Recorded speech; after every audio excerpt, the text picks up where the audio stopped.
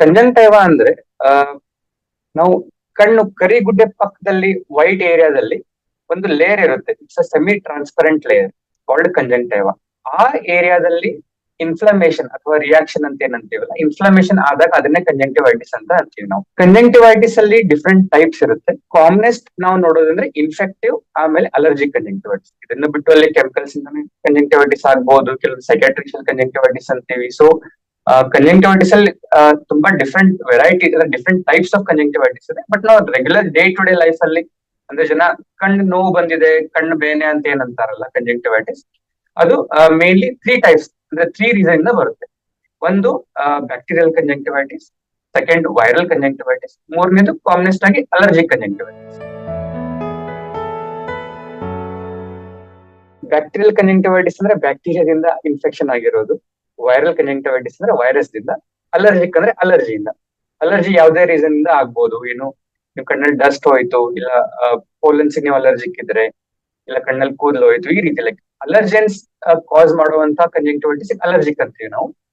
Wear bacterial and viral are infections, bacteria ಅಥವಾ virus ಇಂದ ಆಗುವಂತ ಇನ್ಫೆಕ್ಷನ್ಸ್. ಸೊ ಅಲರ್ಜಿ ಕಂಜಂಕ್ಟಿವೈಟಿಸ್ ಅಲ್ಲಿ ಯೂಶಲಿ ಪೇಷಂಟ್ಸ್ ಗೆ ಕಣ್ಣು ಕೆಂಪಾಗೋದ್ರ ಜೊತೆಗೆ ಕಣ್ಣು ಕೆರೆಸೋದು, ಕಣ್ಣಲ್ಲಿ ಚುಚ್ಚಿದಂಗ ಆಗೋದು, ನೀರ್ ಬರೋದು, ಈ ರೀತಿ ಸಿಂಟಮ್ಸ್ ಎಲ್ಲ ಜಾಸ್ತಿ ಇರ್ತಾವ. ಬಟ್ ಬ್ಯಾಕ್ಟೀರಿಯಾ ಕಂಜಂಕ್ಟಿವೈಟಿಸ್ ಅದರಲ್ಲಿ ಕಣ್ಣಲ್ಲಿ ಡಿಸ್ಚಾರ್ಜ್ ಜಾಸ್ತಿ ಇರುತ್ತೆ. ಏನು ಪಸ್ ತರ ಒಂಥರ ಏನು ಕಣ್ಣು ಹೊಲಸು, ಕಣ್ಣು ಡಿಸ್ಚಾರ್ಜ್ ಅಂತಾರ, ಆ ರೀತಿ ಜಾಸ್ತಿ ಇರುತ್ತೆ ಬ್ಯಾಕ್ಟೀರಿಯಾದಲ್ಲಿ. ಬಟ್ ರೀಸೆಂಟ್ ಟೈಮ್ಸ್ ಅಲ್ಲಿ ಪ್ಯೂರ್ ಬ್ಯಾಕ್ಟೀರಿಯಾ ಕಂಜಂಕ್ಟಿವೈಟಿಸ್ ನಾವು ನೋಡೋದು ಕಡಿಮೆ. Majority of the times viral conjunctivitis ಅದನ್ನೇ ನಾವು ನೋಡ್ತಾ ಇರೋದು. ಈಗ ರೀಸೆಂಟ್ ಆಗಿ ಲಾಸ್ಟ್ ಇಯರ್ ಬಂದಿತ್ತಲ್ಲ ಕಣ್ ಬೇನೆ, ಕಣ್ಣು ಅಂತೆಲ್ಲ, ಅದೆಲ್ಲ ವೈರಲ್ ಕಂಜಂಕ್ಟಿವೈಟಿಸ್, ಎಡಿನೋ ವೈರಸ್ ಇಂದ ಬರುವಂತ ಕಂಜಂಕ್ಟಿವೈಟಿಸ್, ಎಡಿನೋ ವೈರಲ್ ಅಂತ ಅಂತೀವಿ. ಸೊ ನಾವು ರೀಸೆಂಟ್ ಟೈಮ್ ಅಲ್ಲಿ ನೋಡೋದು ವೈರಲ್ ಕಂಜಂಕ್ಟಿವೈಟಿಸ್ ಜಾಸ್ತಿ.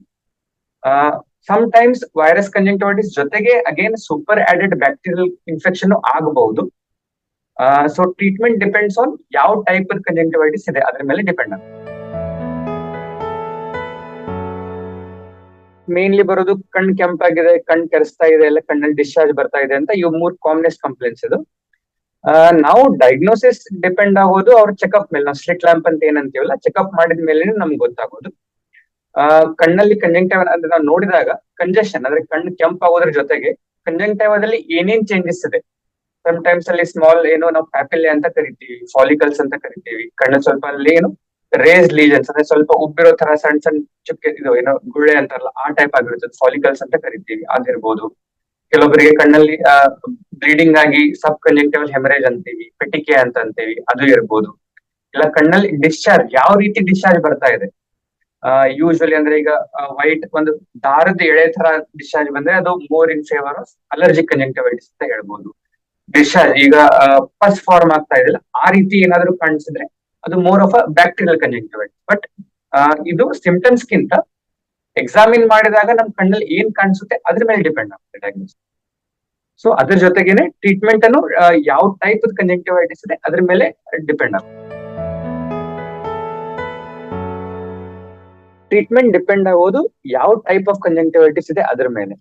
ಸೊ ಯೂಶಲಿ ಜನ ಏನ್ ಮಾಡ್ತಾರೆ, ಕಣ್ ಕೆಂಪಾಯ್ತು ಅಂದ್ರೆ ಮೆಡಿಕಲ್ ಶಾಪ್ ಹೋದೆ, ಯಾವ್ದೋ ಒಂದು ಡ್ರಾಪ್ಸ್ ತಗೊಂಡೆ ಹಾಕೊಂಡೆ, ಇಲ್ಲ ಅದು ಕರೆಕ್ಟ್ ಅಲ್ಲ. ಅದು ಆ ರೀತಿ ಮೆಡಿಸಿನ್ಸ್ ವರ್ಕ್ ಆಗೋದಿಲ್ಲ. ಸೊ ಅಲರ್ಜಿಕ್ ಇದ್ರೆ ಅಲರ್ಜಿ ಸಪ್ರೆಸ್ ಮಾಡೋದಕ್ಕೆ ಅದಕ್ಕಿರುವಂತ ಟ್ರೀಟ್ಮೆಂಟ್ ಬೇರೆನೆ ಇರುತ್ತೆ. ಅದು ಬ್ಯಾಕ್ಟೀರಿಯಲ್ ಕಂಜಂಕ್ಟಿವೈಟಿಸ್ ಇದ್ರೆ ಬ್ಯಾಕ್ಟೀರಿಯಾ ಇನ್ಫೆಕ್ಷನ್, ಅದು ಆಂಟಿಬಯೋಟಿಕ್ ಡ್ರಾಪ್ಸ್ ಬೇಕಾಗುತ್ತೆ.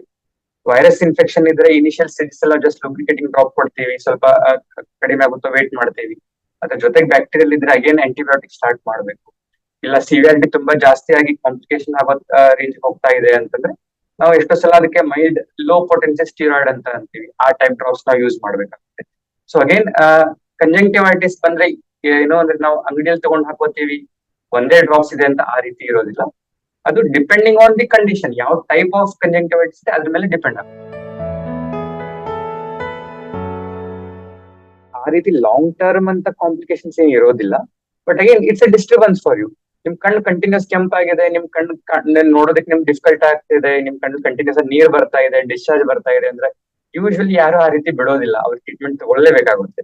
ಸೊ ಡಿಸ್ಟರ್ಬೆನ್ಸ್ ಆ ರೀತಿ ಕಂಜಂಕ್ಟಿವೈಟಿಸ್ ಇಂದ ಕಾಂಪ್ಲಿಕೇಶನ್ ಅಂತ ಯೂಶಲಿ ಇರೋದಿಲ್ಲ. But again depending on the type.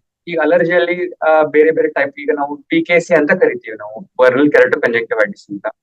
ಅದರಲ್ಲಿ ಟ್ರೀಟ್ಮೆಂಟ್ ಕೊಡ್ಲಿಲ್ಲ ಅಂದ್ರೆ ಕರಿಗುಡ್ಡೆ ಮೇಲೆ ಲೀಷನ್ಸ್ ಆಗ್ಬೋದು, ಅದ್ ಮುಂದೆ ಇನ್ಫೆಕ್ಷನ್ ಆಗ್ಬೋದು, ಅದರಿಂದ ಸ್ಕಾರ್ ಫಾರ್ಮ್ ಆಗ್ಬೋದು, ಅದರಿಂದ ದೃಷ್ಟಿನೂ ಕಡಿಮೆ ಆಗ್ಬೋದು.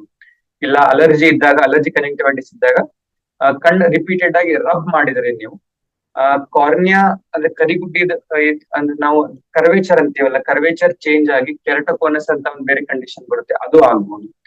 ಸೊ ಆ ರೀತಿ ಕಾಂಪ್ಲಿಕೇಶನ್ಸ್ ಆಗ್ಬೋದು.